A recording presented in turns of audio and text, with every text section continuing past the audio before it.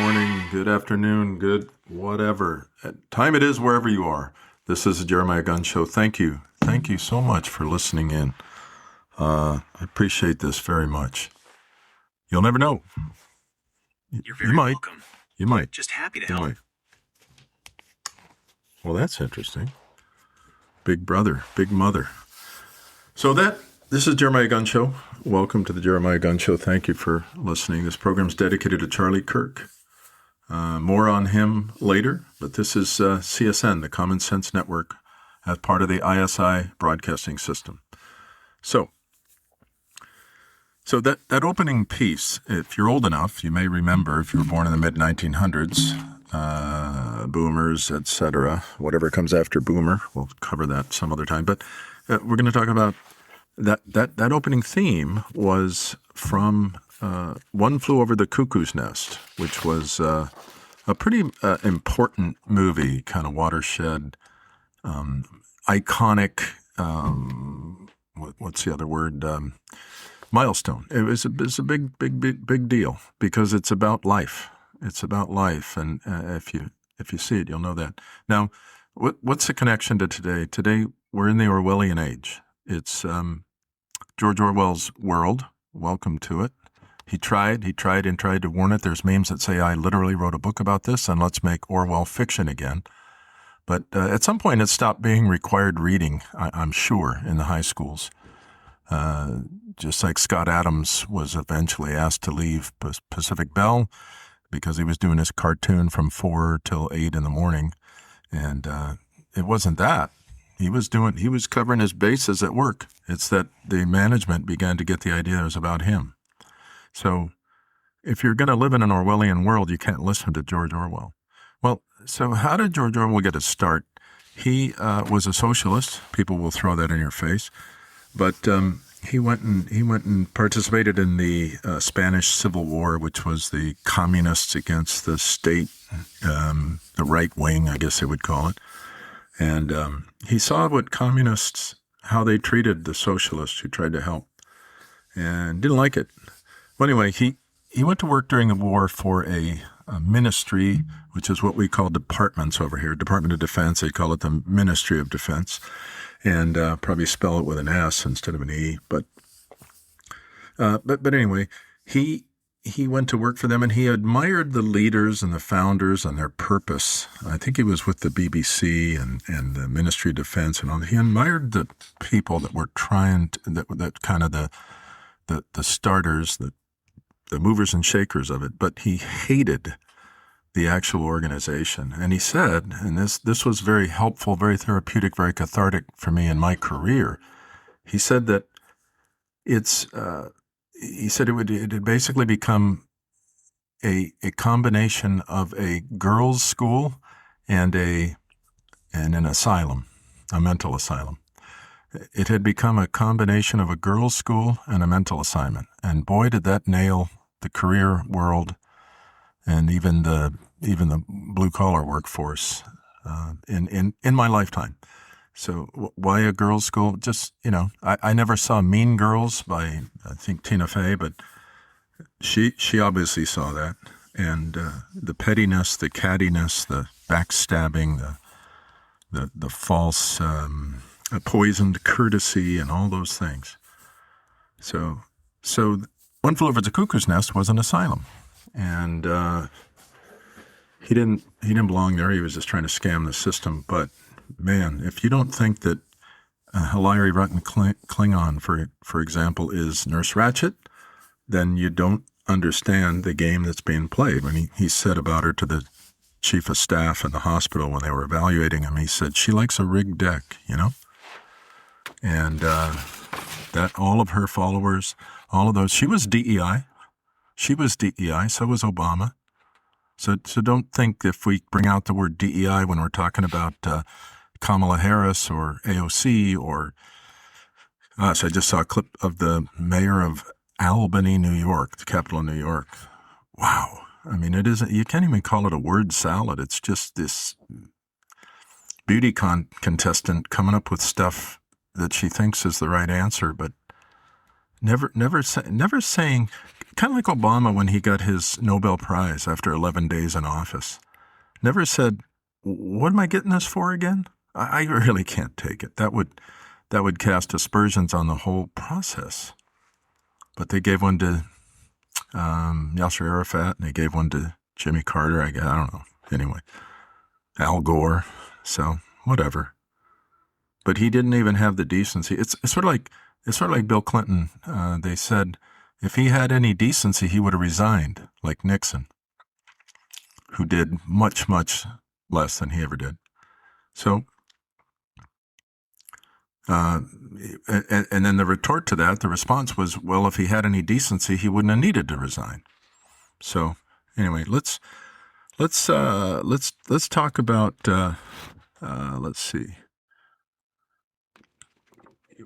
Why do we say this is an asylum? Why did DEI create this asylum with Nurse Ratched in charge? DEI was just a symptom. It's like a tumor in the cancer.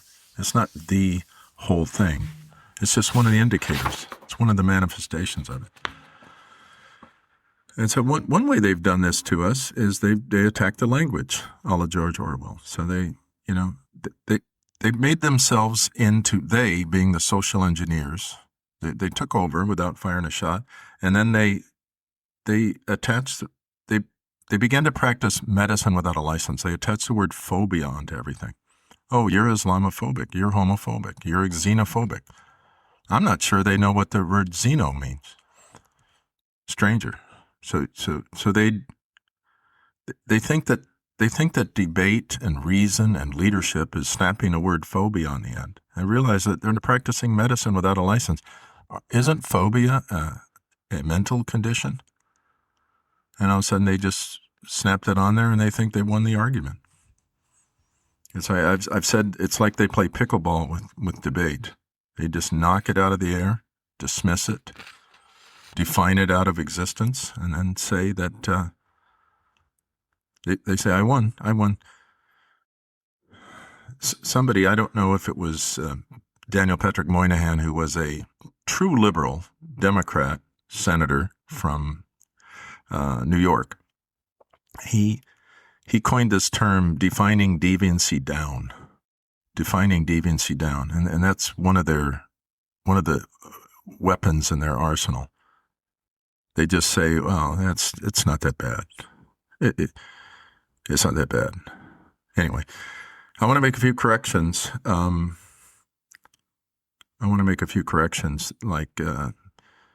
I realize I'm doing this, but not till after I go back and listen to it. One of them is I'll start talking about something and then go on to something else. So I got to be a little more disciplined. I sort of like the stream of consciousness, but also I realize that I'm not finishing a thought. I'm going on to something else, and that's not really perfect, which means mature or good. So for just one example, as I kept referring to Kamala Harris as a district attorney, when I know she's an attorney general, I know that. The point is still the same.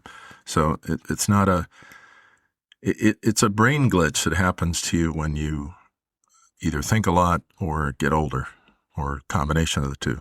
It's not a bug. It's a bug, not a feature. The point's still the same. So another disclaimer I'd like to make is I believe in God. I want to make this at the outset. I believe God's greatest creations are dogs, then some women, then some men, and then nature and everything else. Real women are one of our greatest blessings to our country. Not men that are mentally ill and pretend they're women. Not women that want to be men and want to take you onto their plantation as their slave. I mean, that's not fair. That's not fair, is it? So, anyway, why are we doing this? Basically, because nobody's telling you the truth. Nobody's telling you the truth, the whole truth, nothing but the truth. And why is it? The greatest of them all. Dennis Prager, Ben Shapiro, Victor Davis Hanson, Thomas Sowell. There's nothing wrong. Larry Elder. There's nothing wrong with them. but they're doing a great job, but they don't have all the answers. I've been studying it. I've been studying them and this and they and them for my whole life. Really devoted to it. And I find out that things we'll cover them here and there, but so if you're wondering, should I listen to him or them, they, her? Should I do what's really not possible to do, is listen to both sides and then make my own decision? I mean, if that were even possible, how would that help? How would that help? We have enough judges. We have too many judges. Supreme Court right now is fighting over the 14th Amendment. And the irony involved in that twist is incredible. Well, maybe we'll cover that in another show, but who I am, I'm a volunteer who really cares. Do you know anything about me? No, not yet. Do you know anything about the other influencers you listen to? First time I ever heard the word influencer, my boss, who was a DEI over her head, treading water and not doing it, she came in my office when I first was transferred to report to her, work under her department.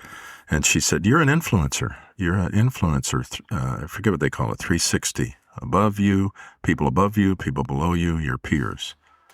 Okay. So but this idea of an influencer, I'm going to say that you don't need one if you just realize who you are, whose you are, and make sure you're not under the influence. Under the influence, UI, useful idiots. That's one of their influences. One of our I problems. Almost every problem we have starts with an I. Indoctrination. What's that? Identity politics. Israel, Iran, Islam. I mean, every day you're hit with another I that's getting in your way. So we got to clean up this I problem. And these influence, they act like they really know. These banshees, they bash and you're just an angry white male. Well, yeah. Righteous indignation is a thing. It's not, well, you're just an angry white male. After they took everything from you. They stole everything. And then they go, "Oh, look at him. He's angry." These people from the airwaves, from Congress, they should probably be, our founding fathers, not mothers, our founding fathers would have, you know what they would do to this Congress and this SCOTUS that we think we have? They'd walk in there, they'd send guys in with bayonets and just take them out and say, "It's wrong. That's not what we wanted. That's not what we set up." So don't argue for the Constitution or Congress when you've already destroyed it and trashed it. You've captured all the slaves from Obama to Don Lemon and Colin Kaepernick and Kimmy Kimmel, Bill Maher. All these people, they're on your plantation. And you know what it is? It's a function of fatherlessness. It's fatherlessness. That's the problem. The definition of pure religion is to look after the widows and the fatherless. That's it. And to keep yourself unpolluted by the world. That's the Judeo-Christian wisdom literature definition of pure religion. So there was this guy named George Gilder who was like Daniel Patrick Moynihan, who began to point out the problem with fatherlessness that was brought on, really poured gasoline on the fire, a fire that wasn't even there in the Great Society, where the women were separated from their husbands, the children from the fathers, and put on the plantation for life. Even Chris Rock, he said, you don't, if you call your mother Debbie, you're going to jail. And he said, in the article that was talking about him saying that, it said, hey, a household made of a 45-year-old great-grandmother, 30-year-old mother, and a grandmother, and a 15-year-old mother is not going to produce a healthy society. George Gilder, way back in the day, he's a brilliant social thinker and philosopher.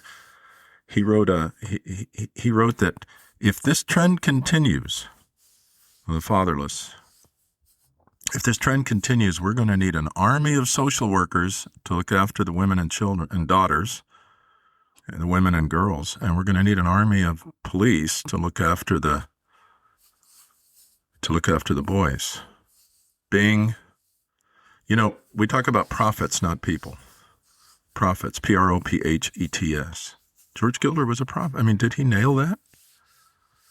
Even Obama mentioned that fatherless. Speaking of a fatherless guy, these guys we had, Bill Clinton, Slick Willie, the first black president. Can you imagine the insult? That's like Jonathan Leibowitz Stewart calling Mom Dummy Jackie Robinson. What an insult! Because he wore sunglasses and played the saxophone on Arsenio Hall. Because he can't be faithful to one woman. What was it? What made him the first black president? What an insult! But that's all the Democrat Party has ever done is insult blacks. Obama himself, he picks the running mate that said that he was the first clean, articulate black to come along. African Americans, blacks, where were you? What happened? But you don't have to do the OJ thing. I'll explain what that is later, but you don't have to replace him with Kamala Harris and Jumanji Jackson 5 on the SCOTUS. Just an embarrassment. But Joe Biden is the same guy you pick for your leader. He's the one who tried to keep Clarence Thomas off the SCOTUS. Talk about a differently abled imbecile fighting against a brilliant man.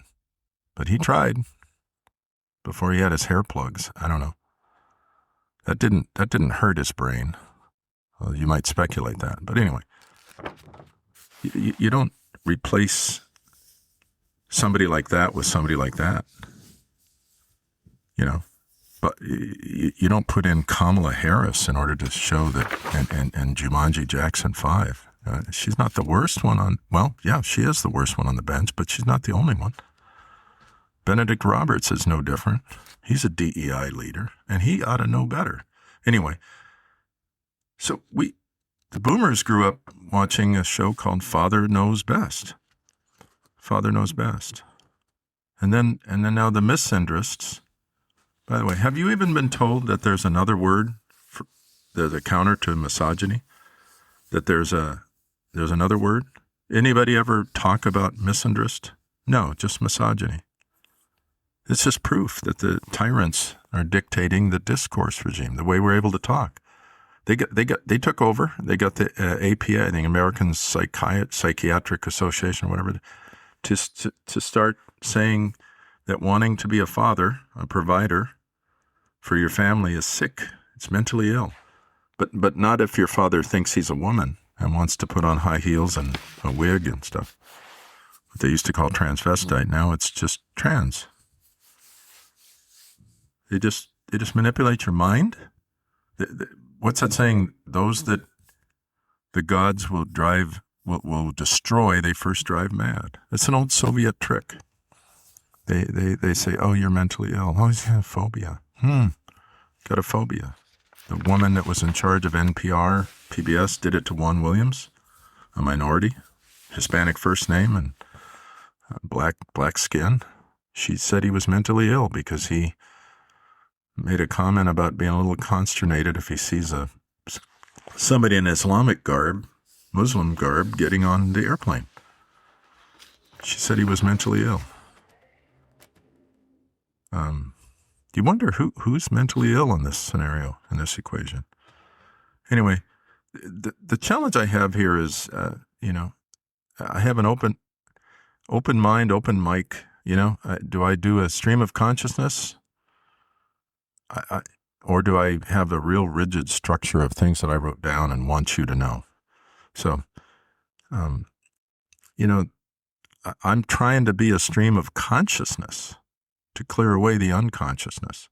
There's a great movie called The Awakenings, and it's got Robert De Niro and Robin Williams. And Robert De Niro really, he played a fighter and now he's a wuss. He played in this one, he played somebody who was mentally ill. And now he really is. He's suffering from acute TDS.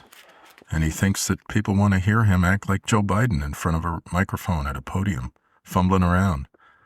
So, anyway, in this movie, Awakening, this woman is trying to woman-splain or femme-splain to him. He has recovered through this miracle drug cocktail that Robin Williams, the doctor, is administering. And they're sitting around the table, and they're kind of interviewing him and evaluating like they did with Jack Nicholson in that scene. And they says, and this one woman says, "Are you aware of the unconscious hostility you're showing?" And he just kind of says, "Well, if it's unconscious, how could I be aware of it?" And some of the smarter doctors laugh, but they can't ruin this DEI queen. But if it's unconscious, how could I be aware of it? There's a guy named Al Gore and his wife, Tipper Gore. She was running around trying to make a dent and trying to be what they think modern first ladies have to be to do something. And she said her thing was depression. Here she is creating, fomenting, injecting people with the depression virus, and then she's going to go around and try and help you. And she did a PSA, public service announcement, and said, you might be depressed and not even know it. It kind of reminded me of that scene. Well, if it's unconscious, how could I be aware? So you might be depressed and not even know it. So sign up here, government.gov, and we'll just take care of you, cradle to grave, like we did in COVID. We got the wrong people practicing medicine, obviously. So Republicans, conservatives, if you're not a conservative, you're not a real Republican. You're a Ron Paul, that Massey from Kentucky. What's wrong with Kentucky? They just can't they're no better than South Dakota with tune. They can't figure it out. This moment in time, and they're going to stand in the way like a leftist judge. Stand in the way of real progress, real salvation. They think their job is. So I think that, and I've always said this, it's not enough to call it fake news. That's not really, that's thank God he's the first president who ever did that, but that's not enough. That's not enough. So what they need to do, they really need to do this to the media, which is just a wholly owned subsidiary of the government, education, media-tainment complex. That's what you need to fear. Not big business, big government. Big business in bed with big government. Not for military-industrial complex.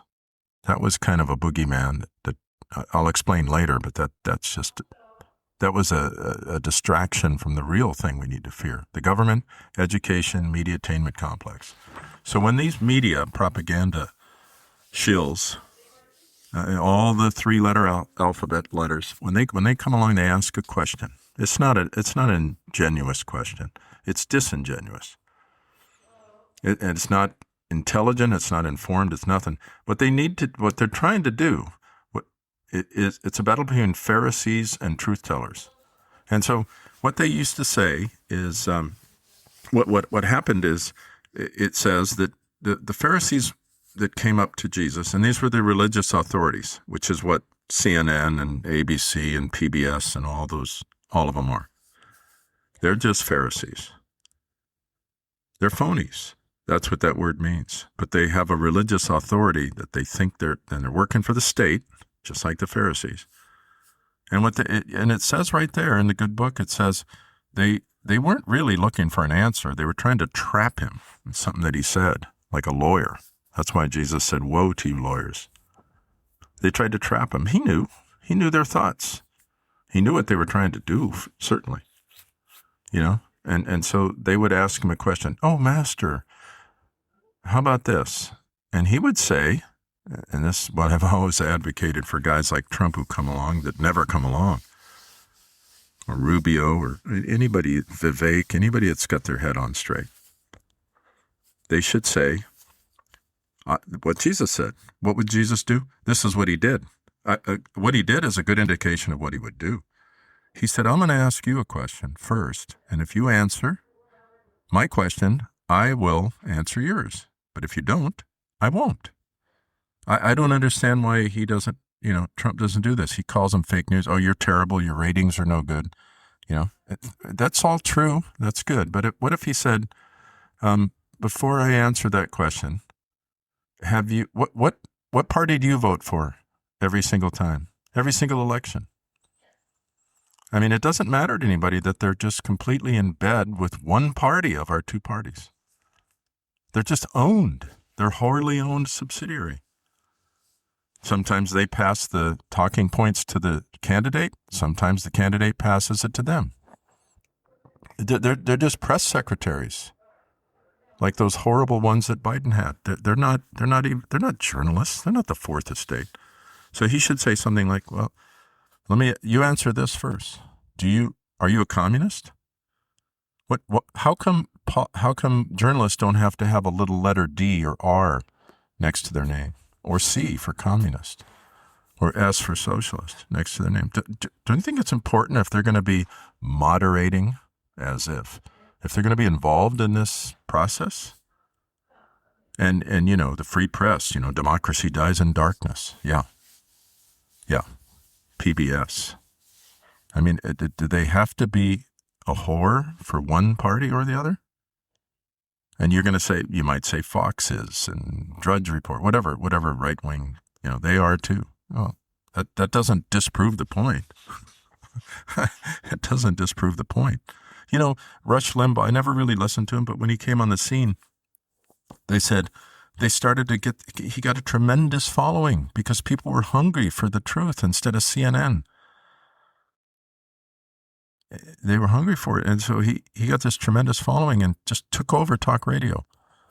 And so the Congress got involved and said, "We're going to dictate the airwaves. We're going to create what about equal time?" And they had this fairness doctrine. Fairness.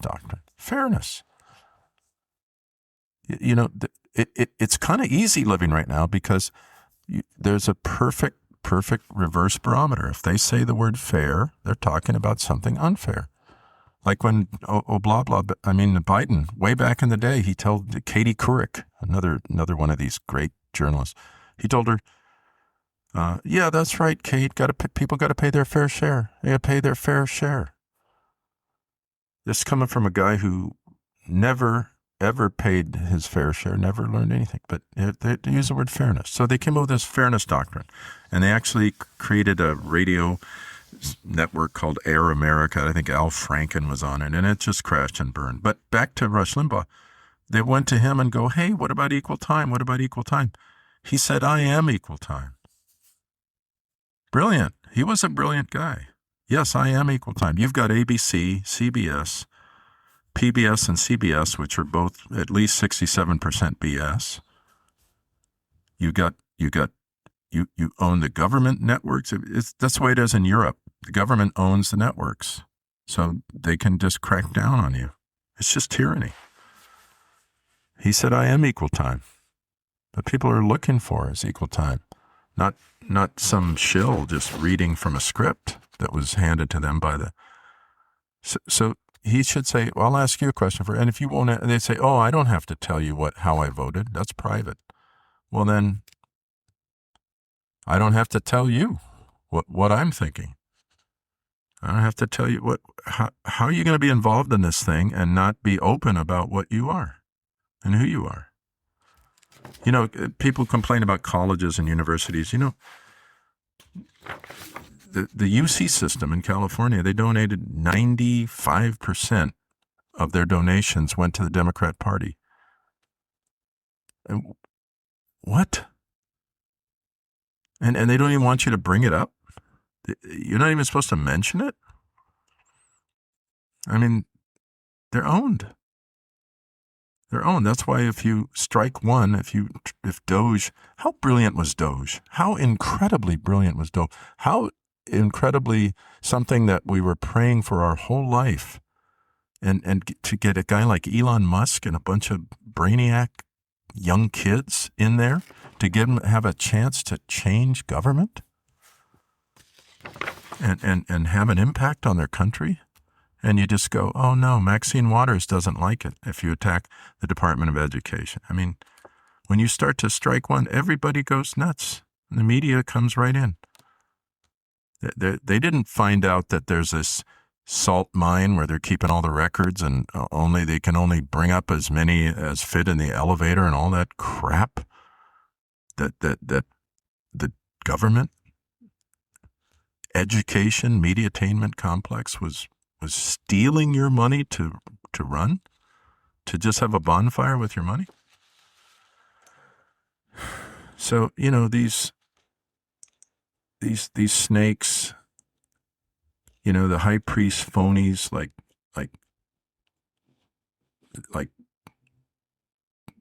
William Crystal, you don't know who he is, Romney, Cat Timpf, it's a spectrum, but it doesn't run from left to right. It runs from right to wrong. And the evil on the left, it doesn't run from evil on the left to good on the right. It runs from evil. It runs from evil to good. It's not left to right. This implies, this is the smoke and mirrors they're giving you. This is the hypnosis, that there's a middle. If there's a left and a right, there's a middle. They don't even want to call them leftists. They want to call them liberals. And I think we're kind of through that, because they're saying we're proud to be leftists. We're proud to be communists. We're proud to be socialists. So if you don't know that those things are evil, you're not, in a fight, it's kind of like a front.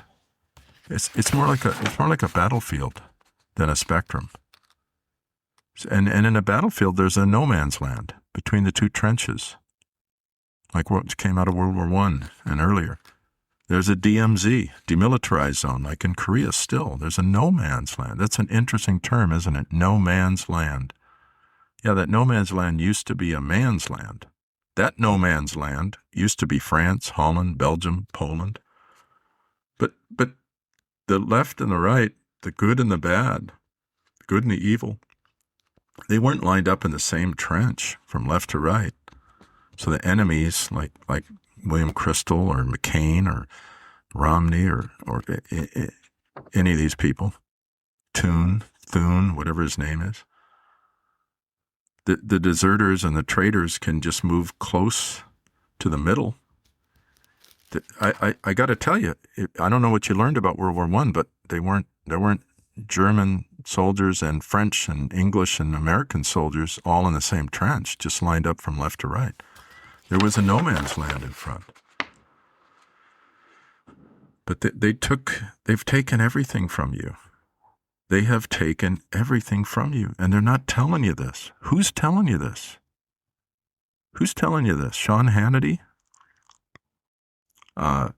Candace? Nick Fuentes? Smith? Whatever his name, Dave Smith? There's people that are telling you, but they've taken everything from you. Your religion, your country, your heritage. We need to be listening to Sam Adams, not Sam Harris. Sam Adams, one of the Sons of Liberty who did the Tea Party. How courageous, how brave, how brilliant. He said, if you love wealth better than liberty, the tranquility of servitude than the animated contest of freedom, go home from us in peace. We ask not your counsels or your arms. Crouch down and lick the hands that feed you. May your chains set lightly upon you, and may posterity forget that you were our countrymen. They thought a lot about posterity. That's another thing that's been stolen from you. your posterity relative to them and your children and your grandchildren. I'm not going to see the total crash and burn. I'm old enough, like Buckley and others who warned about it, that we're not going to see it happen. But does that mean we shouldn't tell you that it's happening? We need William Wilberforce, not William Jefferson Clinton or William Mayer. William Wilberforce was one of the white Christians who fought slavery and got rid of it. How much were you taught about him as they overlaid CRT to say that the slaves did everything all by themselves? When they talk about Liberia is a country in Africa. It has that name Liberia because it means liberty. And when the British started it, from thankfully guys like William Wilberforce, but the Christian abolitionists in the United States, they created a country called Liberia. And that's where when they would intercept these slave ships, they would take them and bring them and put them there. They'd release them there and give them their own country. They give them their own country, something they never had before. The capital of it was going to be called Christopolis, like after Christ, but they changed it to Monrovia after James Monroe, our fifth president, who gave us the Monroe Doctrine. But what does AI do? What does CRT? What does critical race theory? What do these universities of destruction do? What do they say? Oh, even Disney gets involved. Oh, if you look up Liberia, check it out. Look it up. And it says this was started by freed African slaves. It was started for, not by. You think one word makes a difference? What good does it do to pander and lie to people? I'm a truth teller, a secular and religious truth teller. I can tell the truth now. I couldn't in my career. And my sons and my brothers or nephews or whatever, they probably can't. I just saw a thing on the news today. I think Ben Shapiro posted it. A guy in the NBA got kicked out, fired from the Chicago Bulls because he said, I'm not that into having a Pride Month. I'm a Christian. And he doesn't have free speech. The NBA are slaves. The owners, the players, they're just slaves. When I think it was Curt Flood who started this free agency thing, he basically said that the owners of baseball teams are just slave. It's just slavery. And you say, wow, you're making $10,000 a pitch or a trip to the plate. Not really a slave, are you? But they don't have freedom of speech or freedom of religion. And that's what the First Amendment says. First religion, then speech. It ranks them in that order. This guy doesn't have it. Kimmy Kimmel does, if he wants to lie and slander and do anything but comedy. He's got freedom of speech. Oh, it's a cold, scary day when a comedian doesn't have. So, I want to address Christians. I have to. This is a secular country, but we have a constitution. You can't sell it out. You can't sell it out. The separation of church and state, it means freedom of religion, not freedom from religion. It's ours. It belongs to us. Our obligations are as a Sam Adams, not Sam Harris. And to Paul and Jesus. The Amish people, I think they won PA, Pennsylvania. They won Pennsylvania for Trump. They kind of put him over the top. Amish. Because of a guy named Scott Pressler, who's kind of a rock and roller, just a brilliant patriot, who just came alongside Charlie Kirk and started to fight. Because they realized that they're not going to have a country. They fled persecution from Germany to come here. And now they're being persecuted from Washington, D.C. They're trying to steal our heritage. Just steal it like they do our money. So we're Christians. We're citizens. C.S. Lewis called it amphibians. He called us amphibians. Means we're kind of the part fish and part human. That's okay. It's nothing to be ashamed of. But here we are in the middle. And, in the Revolution and the Civil War, the Christians were in the front. They had this black robe division, which was made up of pastors and vicars and things like that. The culture war is a holy war. They had songs like "Praise the Lord" and "Pass the Ammunition." These things aren't mutually exclusive. That's why Pete Hegseth is having prayer meetings. They've somehow conditioned you that unless you're secular, unless you're anti-religion, unless it's Islam, then you're somehow not, either not a good Christian because you're getting involved in politics. Well, you're involved, but you have a duty to the first Constitution we had was the Mayflower Compact, and Bradford. They turned that colony around. They were refugees from religious persecution, and they came here. But what are we doing today? We have eunuchs. It's the eunuch state of America. We have nominal Christians. Our birthright is citizenship. We have every right to a religious practice in America as the atheists and agnostics and secular, ACLU and all those people. So what are we doing? Judeo-Christians, what are you doing? Well, you're acting like Esau. What did Esau do? What he did was so bad that it was mentioned in the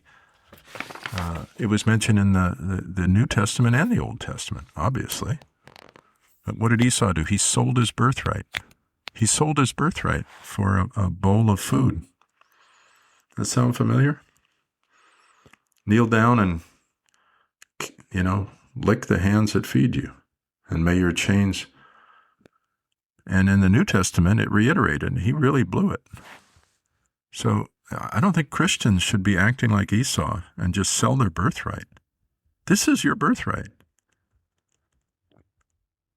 In the election of Slick Willie, 50% of Christians didn't vote. 50% of those who did voted for him. You change that, either one of those equations, you change them, and we don't have presidents like him, and Obama, and Biden, and Harris, and Hillary, and Bernie. They're not even in the equation. Shouldn't be. The unqualified and the disqualified, and some are both, they get in because the electorate is unqualified and disqualified. And so, people are, pastor of the church I was attending sells us out. He sells out. He sells out his own flock for not the middle and not the righteous, but for the left. And then wants to act kind of like Al Gore. I not only am I got rich, I saved the world.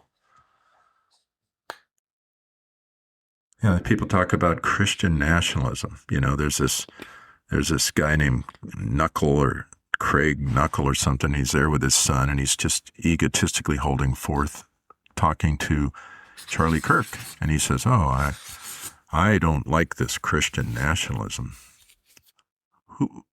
That's what we're going to talk about next time. But what are you talking about, really? What are you talking about? Christian nationalism. Even Bill Maher admits to Charlie Kirk when he had him on that your book showed me that the founding fathers were a lot more Christy than I ever thought. And Charlie Kirk complimented him and said, "Well, I appreciate your honesty, and I thank you very humbly." Because there's a lot of pastors who don't know that, who don't get it. So they glorify themselves by saying, well, we're voting for Christ. Well, if he's on the ballot, somebody said that if Jesus came back and ran for president, he would carry every state. I don't think now. He'd carry every state except for Massachusetts and the District of Columbia. Massachusetts used to be the bleeding edge. Now it's California, Michigan, Minnesota. You shouldn't be anti-American and anti-Christian, especially if you call yourself a Christian. But you don't have to sell out like Esau. They made a quarter, Susan B. Anthony, I think, and it didn't. They made $1, but it looked like a quarter, and it didn't work. So the warehouse, your beautiful government has warehouses full of her and Harriet Tubman dollars or something that they can't give away. They put them into vending machines so that you have to get $1 back that way. But they printed them all up, and somebody brilliantly said, it's kind of like Christians, They're worth a lot more. They're worth $1, but they want to act like we're only worth a quarter. That was the problem with that attempt by the mint. Don't sell out your birthright. It's not yours. It's mine. It's ours. It's we the people. It's we the people. You don't have a right to just lay down, give up. That's not what Paul did. That's not what Jesus did. So don't put on a wristband that says, what would Jesus do? And then go do the opposite. And we'll talk next time about the ways that they twist their mind around and your mind around to make it okay that they did this. No. Anyway, next time we'll pick it up right there. Thank you for listening. Thank you. This is the Jeremiah Gunn Show, the undocumented expert, Professor Gunn. Thank you. Have hope. But do something. Do something. There's no hope if there's no truth. No truth, no justice, no peace, no love, no nothing. Please listen. It's for us and you. It's not for me. I've already heard it before. I say that in humility. Please. We're going to lose this country. We're going to lose our families if we haven't already. We're going to lose everything if we can't act like men. Sorry. Don't worry about me saying it. Worry about who said it originally. Thank you. Thank you. Have a great day. Fight, fight, fight.